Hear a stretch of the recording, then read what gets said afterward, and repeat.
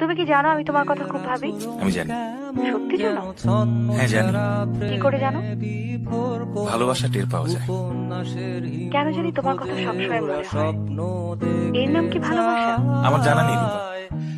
তুমি কি আসবে আমাদের বাসায়? আসবো। কখন আসবে? এক্ষুনি আসছি। এত রাতে এলে বাবা হইচই শুরু করবে। তুমি কি কাল সকালে আসতে পারো না?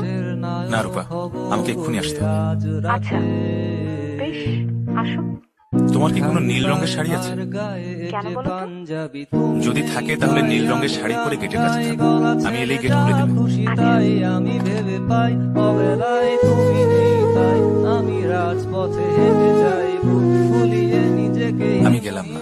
মনে হয় আবারও মাসখানেকের জন্য বুক দিলাম। আমি গান গাই, কারণ ভালোবাসার মানুষদের খুব কাছে কখনো যেতে নেই। আমি ভেবে পাই অবেলায় তুমি নেই, তাই আমি রাজপথে হেঁটে যাই বুক ফুলিয়ে নিজেকে হিমু হিমু মনে হয়। এ পৃথিবীর নিয়মগুলো ক্ষেত্র বিশেষে পাল্টে যাবে, তা যেন তোমার সোনার চামচ মুখে দেওয়া জীবন আমার নয়। রূপাদের আচরণ কেমন যেন ছন্ন ছাড়া প্রেমে বিভোর কোনো উপন্যাসের হিমুর খোঁজে ওরা স্বপ্ন দেখে চায়। কোনো এক রূপাকে হারিয়ে আমি নান্দনিক বোকা প্রেমিক হয়ে উপন্যাসের নায়ক হব বলে আজ রাতে।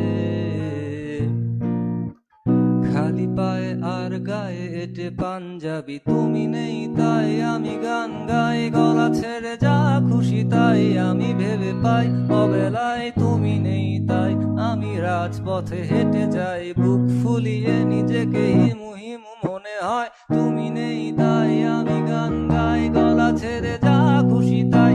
আমি ভেবে পাই অবেলায় তুমি নেই, তাই আমি রাজপথে হেঁটে যাই বুক ফুলিয়ে নিজেকে হিমু হিমু মনে হয়।